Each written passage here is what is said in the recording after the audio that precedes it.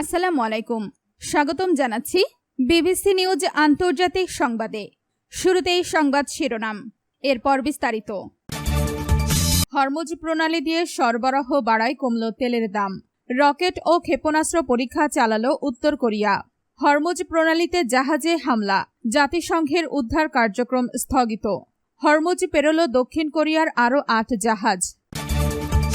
দর্শক, এতক্ষণ শুনছিলেন সংবাদ শিরোনাম, এখন বিস্তারিত।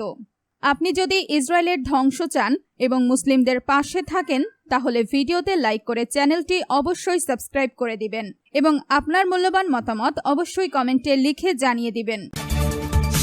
হরমুজ প্রণালী দিয়ে সরবরাহ বাড়ায় কমল তেলের দাম। হরমুজ প্রণালী দিয়ে তেলবাহী জাহাজ চলাচলের সংখ্যা বৃদ্ধি পাওয়ায় তেলের বাজারে স্বস্তি ফিরেছে।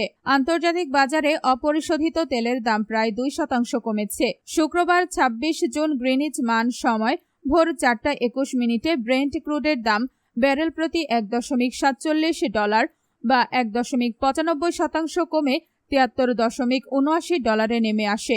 একই সময়ে যুক্তরাষ্ট্রের ওয়েস্ট টেক্সাস ইন্টারমিডিয়েট WTI তেলের দাম $1.44 বা 2 কমে দাঁড়ায় ব্যারেল প্রতি $70.48। এদিকে প্রায় 4 মাস বন্ধ থাকার পর সৌদি আরবের রাষ্ট্রায়ত্ত তেল কোম্পানি সৌদি আরামকো উপসাগরীয় অঞ্চলের রাস তানুরা টার্মিনাল থেকে আবারও তেল লোডিং শুরু করেছে। জাহাজ চলাচলের তথ্য অনুযায়ী সেখানে 2টি বৃহৎ তেলবাহী জাহাজে VLCC অপরিশোধিত তেল তোলা হচ্ছে এবং আরেকটি জাহাজ অপেক্ষায় রয়েছে। প্রতিটি জাহাজে প্রায় 20 লাখ ব্যারেল তেল বহন করা সম্ভব।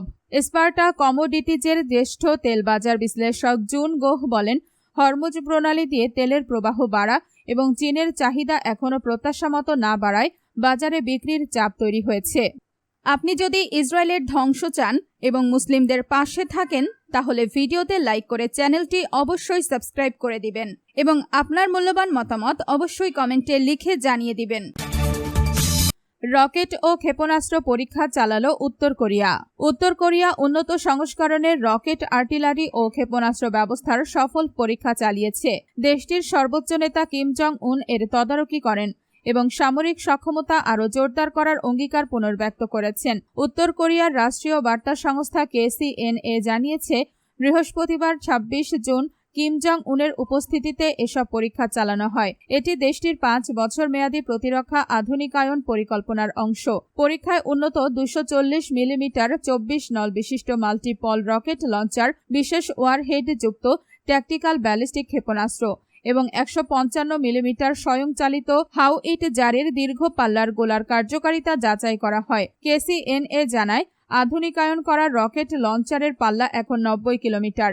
এতে স্বয়ংক্রিয় ফায়ার কন্ট্রোল ও নির্ভুলভাবে লক্ষ্যবস্তুতে আঘাত হানার প্রযুক্তি যুক্ত করা হয়েছে।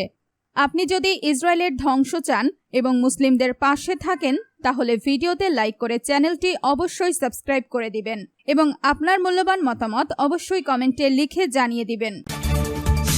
হরমুজ প্রণালীতে জাহাজে হামলা, জাতিসংঘের উদ্ধার কার্যক্রম স্থগিত। হরমুজ প্রণালীর কাছে একটি পণ্যবাহী জাহাজে হামলার অভিযোগ ওঠার পর জাহাজ চলাচলে সহায়তার জন্য চালু করা জাতিসংঘের আন্তর্জাতিক সামুদ্রিক সংস্থার IMO বিশেষ কর্মসূচি সাময়িকভাবে স্থগিত করা হয়েছে। এতে ইরানের সঙ্গে হওয়া যুক্তরাষ্ট্রের প্রাথমিক সমঝোতার ভবিষ্যৎ নিয়েও নতুন করে উদ্বেগ দেখা দিয়েছে। ব্রিটিশ নৌবাহিনীর নিরাপত্তা সংস্থা UKMTO জানিয়েছে, ওমান উপকূলের কাছে একটি পণ্যবাহী জাহাজে অজ্ঞাত উৎস থেকে ছোড়া ক্ষেপণাস্ত্র বা প্রজেক্টাইল আঘাত হানে। এর কয়েক ঘন্টা আগেই তেহরান সতর্ক করে বলেছিল, ইরানের অনুমোদিত পথের বাইরে চলাচল করলে জাহাজগুলোর নিরাপত্তার নিশ্চয়তা দেওয়া হবে না। বার্তা সংস্থা রয়টার্সকে 2 মার্কিন কর্মকর্তা জানান, জাহাজটিতে ইরান হামলা চালিয়েছে। অন্যদিকে ইরানের তথাকথিত গালফ স্ট্রেট অথরিটি জানিয়েছে, তাদের নির্ধারিত নৌপথের বাইরে চলাচলকারী জাহাজ নিরাপদে পার হবে এমন নিশ্চয়তা দেওয়া সম্ভব নয়। আপনি যদি ইসরায়েলের ধ্বংস চান এবং মুসলিমদের পাশে থাকেন, তাহলে ভিডিওতে লাইক করে চ্যানেলটি অবশ্যই সাবস্ক্রাইব করে দিবেন এবং আপনার মূল্যবান মতামত অবশ্যই কমেন্টে লিখে জানিয়ে দিবেন। হরমুজ পেরোল দক্ষিণ কোরিয়ার আরও 8 জাহাজ। হরমুজ প্রণালী থেকে দক্ষিণ কোরিয়ার আরও 8টি জাহাজ নিরাপদে বেরিয়ে গেছে বলে জানিয়েছে দেশটির মহাসাগর ও মৎস্য মন্ত্রণালয়। শুক্রবার 26 জুন সিওল সময় সকাল 9টা পর্যন্ত ওই এলাকায় দক্ষিণ কোরিয়ার পরিচালিত মোট 5টি জাহাজ অবস্থান করছিল। এসব জাহাজে মোট 47 জন নাবিক রয়েছেন বলে জানিয়েছে মন্ত্রণালয়। তবে জাহাজগুলোর নিরাপত্তার কথা বিবেচনা করে এবং জাহাজ মালিক ও নাবিকদের অনুরোধে তাদের পরিচয় বা অন্যান্য বিস্তারিত তথ্য প্রকাশ করতে অস্বীকৃতি জানিয়েছে দক্ষিণ কোরিয়ার মন্ত্রণালয়। আপনি যদি ইসরায়েলের ধ্বংস চান এবং মুসলিমদের পাশে থাকেন তাহলে ভিডিওতে লাইক করে চ্যানেলটি অবশ্যই সাবস্ক্রাইব করে দিবেন এবং আপনার মূল্যবান মতামত অবশ্যই কমেন্টে লিখে জানিয়ে দিবেন।